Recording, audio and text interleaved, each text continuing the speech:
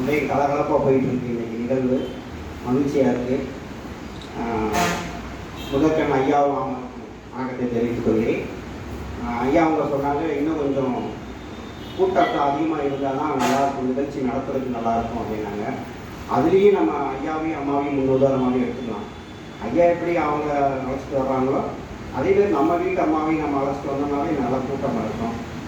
ஆனால் பூனைக்கு யார் மணி கட்டுறது?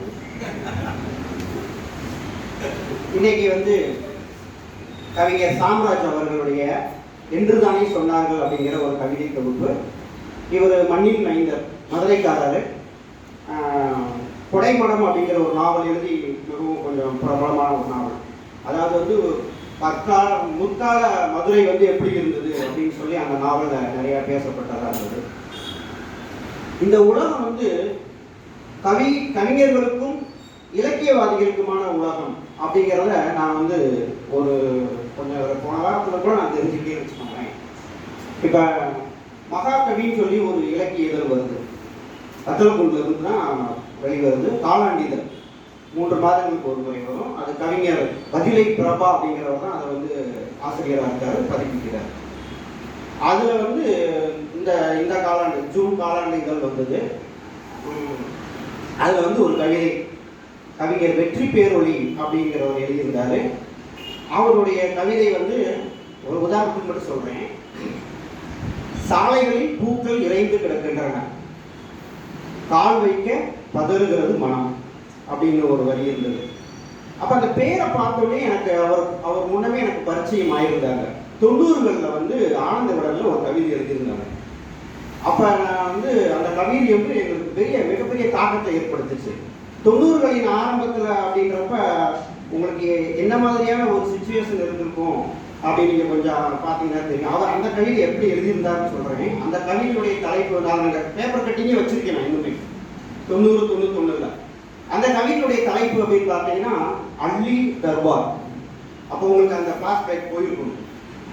அதில் எப்படி அவர் எழுதியிருந்தாருன்னா, உன் அரசாங்கத்தில் இருமொழி திட்டமா, நான் உன் புன்னகையும் மௌனத்தையும் சொன்னேன். இப்படி வரும் நிறைய அந்த மாதிரி எழுதியிருந்தார். உன் அரசாங்கத்தில் 2 ஆஸ்தான நாட்டியக்காரிகளா, நான் உன் விழிகளை சொன்னேன். இப்படியே நிறைய அது மாதிரி எழுதியிருந்தார். உன் அரசாங்கத்தில் நிரபராதிகளை இப்படியா தண்டிப்பது, நான் உன்னால் கிழித்து போடப்பட்ட என் காதல் கடிதங்களை சொன்னேன். இப்படியே வந்துருக்கும். பயங்கரமா எங்களுக்கு அந்த கல்லூரி படிச்சுட்டு இருந்த காலத்துல அது இன்னுமே கட்டிங்ஸை எடுத்து வச்சிருக்கேன். அப்ப இந்த கவிதை அவர் தானே எழுதினாரு அப்படின்னு சொல்லிட்டு நான் அவர் ஆசிரியருக்கு கால் பண்ணி அவர் நம்பர் எனக்கு வேணும், கவிஞருடைய நம்பர் வேணும் அப்படின்னு சொல்லி கேட்டேன். அவரு போட்டு விட்டாரு. உடனே அவர்கிட்ட பேசிட்டு இந்த சொன்னேன். நான் இந்த மகாகவியில வந்ததுல அதில் பார்த்தீங்க. ஆனால் இந்த கவிதை எனக்கு மைண்ட்ல இருக்கு. அதை பார்த்து நான் அது தொடர்ச்சியாகவே நானும் கொஞ்சம் கூட எழுதி வச்சிருக்கேன் அப்படின்னு சொல்லிட்டு ரொம்ப பெருமைப்பட்டார், சந்தோஷப்பட்டார். மறுநாள் அவர் இந்த விஷயத்தை தன்னுடைய முகநூலில் அவர் போட்டிருக்காரு. அதுல என்ன போட்டிருக்காருன்றத நான் அப்படியே தான் சொல்லிடுறேன். ஏன்னா கவிஞர்களுடைய மனம் இன்னும் எப்படி இருக்கு, சார் சொன்ன மாதிரி குழந்தை மனம் இருக்கணும்னு சொல்றாங்க. அது அதனுடைய ரிலேட்டடா இருக்கிறதுனால நான் சொல்றேன்.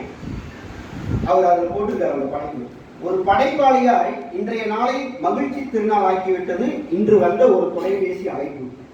இந்த மாதம் வெளிவந்த மகாகவி மாத இதழில் தஞ்சாவூர் கதம்பம் என்ற தலைப்பில் என்னுடைய கவிதைகள் இடம்பெற்றுள்ளன. அவர் அந்த கவிதை தஞ்சாவூர் கதம்பம் எழுதுறாரு. அவர் தஞ்சாவூர்காரர்.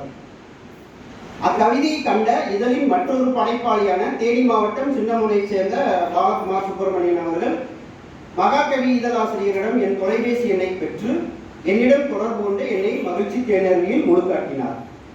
இந்த மகாகவி இதழ் கவிக்கான பாராட்டுதலாக இருந்தால் கூட கடந்து போயிருப்பேன் சாதாரணமாக. ஆனால் அவர் 1990களில் அவர் ஒரு பேர், முன்னாள் முதல்வர் பேர் போட்டிருக்கார். ஆட்சியின் போது நான் எழுதி ஆனந்த விகடனில் வெளிவந்த என்னுடைய அள்ளி தர்பார் என்ற கவிதையை பற்றி சிலாகித்து பேசினார்.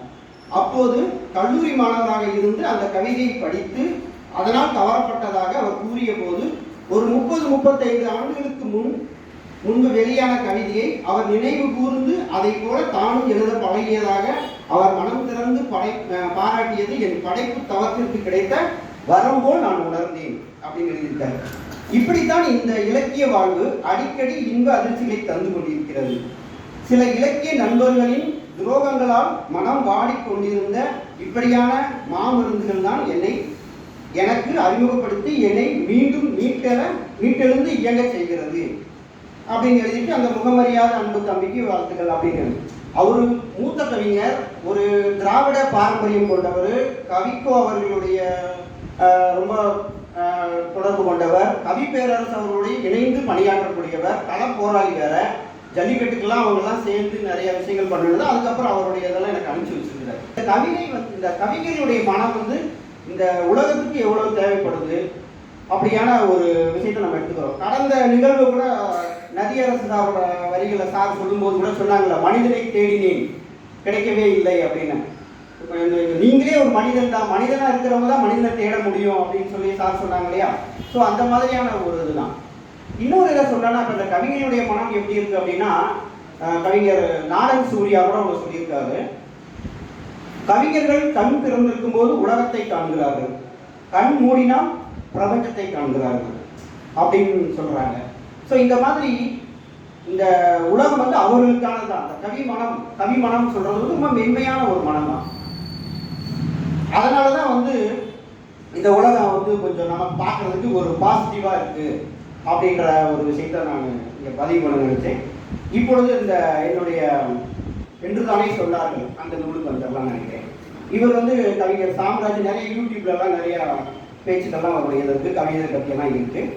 இந்த கவிதை நூல் 70 ரூபாய், ரொம்ப கம்மியான பக்கம், 56 பக்கம் தான், ஒரு 50 கவிதைகள் இருக்கு. இவருடைய கவிதைகள் அப்படின்னு பார்த்தோம்னா ரொம்ப பாசம் கற்ற கவிதைகளா இருக்கு, ரொம்ப வெளிப்படைத்தன்மையோட நம்ம வாழ்க்கையில பார்க்கக்கூடிய விஷயங்களா இருக்கு. இப்போ அதுல ஒரு விஷயத்தை சொல்லணும் அப்படின்னா, சித்ரா, நூர்ஜஹான், ஜெனிஃபர், மும்மதங்கள் இருக்கிற மாதிரி இல்லம் அப்படிங்கிற தலைப்பே தான். சித்ரா, நூர்ஜஹான், ஜெனிஃபர் இல்லம். தொலைக்காட்சி பெட்டியே தீர்மானிக்கிறது வருடத்தின் உன் 4 பருவங்களையும். அடுக்கலையில் ஜெகன்மோகினி பிசாசாய் வேகிறது உன் தேகம். அடுத்த வீட்டின் பெண்ணின் கழுத்து வரை கண்டு பேச சுதந்திரம். அவங்க பேசுறது அந்த ஜன்னல் வழியா இன்னொருத்தவங்களை பார்த்துக்கலாம் அப்படின்ற மாதிரி. வலசை பறவைகளை ஜன்னல் வழி காண்பதில் யாருக்கும் இல்லை ஆட்சேபம். படுக்கை அறை குழாய் உன் பாத்திகளை நினைக்கவே திணறும். குக்கர் சத்தத்தோடு நீ விசும்பிக் கொள்ளலாம். கொதிக்கும் பொழுது 2 முறை குளிக்கலாம். முன் தேதியிட்டே மிக உறுதியாய் உன் பெயரிலேயே கட்டப்பட்டிருக்கிறது இச்சமாதி அப்படின்னு எழுதியிருக்காரு. ரொம்ப இப்ப நடக்கிற இது எழுதுனது 2012 முதல் பதிப்பே 2012 தான் போட்டிருக்காங்க. ஸோ இப்போ வரைக்கும் கூட அப்படியான விஷயங்கள் தான் பெண்ணின் மீது நம்ம அவருடைய ஆதிக்கம் மட்டும்தான் இருக்குன்னு நினைக்கிறேன். இதை பத்தி கூட நம்ம யாழ் சார் கூட ஒரு கவிதை எழுதியிருந்தார், மலை தெய்வம். இதை போற போக்க பார்த்தோன்னா தெய்வங்களை பட்டியல மலையும் சேர்த்துருவாங்கன்னு நினைக்கிறேன். ஏன்னா அப்படியான ஒரு காலகட்டமாக போய்கிட்டு இருக்கு. அதுல கூட அவர் சார் ஒரு கவிதை எழுதியிருந்தாங்க. அதுல சும்மா ஒரு சில வரி மட்டும் நான் சொல்றேன். அந்த கவிதை நம்ம கண்டிப்பா சொல்லித்தாகணும். ரொம்ப ஒரு அருமையான கவிதை. கொஞ்ச நேரம் இரு, அந்த கவிதை அவர் ஆரம்பிச்சது. அவர் நம்ம யாழ் சார் எழுதுனது மலை தெய்வம் அப்படிங்கிறது. நகைச்சுத்தி தந்த வீக்கத்தை துணியால் மறைத்து மலையென குவிந்த பாத்திரத்தை கழுவி சுத்தம் செய்துவிட்டு பலியாகிறேன் இருக்கு. அதுல இருந்ததுல கொஞ்ச நேரம் இது அந்த மாதிரி நிறைய அந்த மாதிரி போற மாதிரி இருக்கும். இப்ப இந்த மாதிரி கவிதைகள் இன்னும் பார்த்தோம்னா, பா மகாலட்சுமி அப்படிங்கிறவங்க கூட ஒரு கவிதை எழுதியிருக்காங்க. திசைகளை பிறகு தீர்மானிக்கலாம், பூண்டுடைக்க வேண்டும் அப்படின்னு ஒரு கவிதை எழுதியிருக்காங்க. அதே மாதிரி வாய்ப்பதே இல்லை, அவங்களே எழுதினாங்க, கோயம்புத்தூர்காரங்க. வாய்ப்பதே இல்லை தேநீரை ருசித்து பருக தேயிலை பறிப்பவளுக்கும் அதை தயாரிப்பவளுக்கும். இன்னைக்கு வரைக்கும் அப்படித்தானே இருக்கு. இந்த டீக்கு மட்டும் நம்ம சொல்லிட முடியாது, மற்ற எல்லாத்துக்குமே பெண்களுடைய இது அப்படித்தான் இருக்கு அப்படிங்கிறத எனக்கு ஞாபகம் வந்தது இந்த கவிதையில. அப்புறம் இந்த நம்ம சாம்ராஜ் கவிஞர்களுடைய இதை பார்த்தோம்னா, இன்னொரு கவிதையை பார்த்தோம்னா நிறைய நம்ம பார்த்துப்போம். இப்பெல்லாம் வர்றதில்லை. காணாமல் போனவர்கள் பற்றிய அறிவிப்பு இந்த தூர்தர்ஷன் காலத்துலலாம் வந்துட்டு இருக்கோம். அதுக்கு பின்னாடி என்ன இருக்கு அப்படின்ற மாதிரி இந்த ஒரு கவிதை எழுதியிருக்காரு. பேருந்து நிறுத்தங்களிலும் மின்சார ரயில்களிலும் மட்டுமே ஒட்டப்படுகின்றன. கருப்பு வெள்ளையிலேயே இருக்கின்றன அச்சுவரொட்டிகள். புகைப்படத்தில் அவர்கள் ஒரே திசையிலே பார்க்கின்றனர் மந்த புத்திகளாக. வண்ண பெயிண்டும் வெள்ளை சட்டையுமாக ஆண்களே பெரும்பாலும் தொலைகின்றனர். ஆளற்ற பேருந்துகளிலும் காலியான மின்சார ரயில்களிலும் இறங்காது பயணிக்கின்றனர். தொலைந்து போனவர்களின் சுவரொட்டிகளின் மீது 8 தினங்களுக்குள் ஒட்டப்படுகிறது இன்னொரு சுவரொட்டி, மற்றொரு சுவரொட்டி அப்படின்னு சொல்லியிருக்காரு. இப்ப தொலைந்து போறவங்க அப்படிங்கிறவங்க அவங்க உண்மையிலே தொலைந்து போகல, ஒரு தேடலை நோக்கி போறாங்க. அது என்னவா இருக்கும்னு நான் நினைக்கிறேன் அப்படின்னா, நம்மளாம் ஒருவேளை தொலைஞ்சு போயிட்டா யாரெல்லாம் நம்மளை தேடுவா, அதை தெரிஞ்சுக்கிறதுக்கான ஒரு விஷயமா கூட இருக்கும் அப்படின்னு நான் நினைக்கிறேன். இந்த மாதிரி ஒரு நல்ல ஒரு கவிதைகளா இருக்கு. இதுல இந்த கவிதையில முத்தாய்ப்பா இருக்கிறது வந்து ஒரு கவிதை, அதுக்கு தலைப்பு வந்து பக்த சிரவணன். அதை சொல்லிடுறேன், அதுக்கப்புறம் நம்ம என்ன. அதிகாலையில் நிகழ்ந்த கலவியில் விருந்தினர் வீட்டு படுக்கை விரிப்பிலான விந்து கரையை எப்படி நீக்குவதென்ற பதட்டத்தில் தம்பதியர் ஒருபொழுதும் படுக்கையில் சிறுநீர் கழிக்காத குழந்தையை குற்றவாளியாக்குகின்றனர். தன் சின்ன குறிகொண்டு பெற்றோரின் கள்ளத்தனத்தை ரசித்தபடி யாதொரு சங்கடமும் இன்றி உறங்குகிறது அக்குழந்தை. இப்ப அந்த சிரவணன்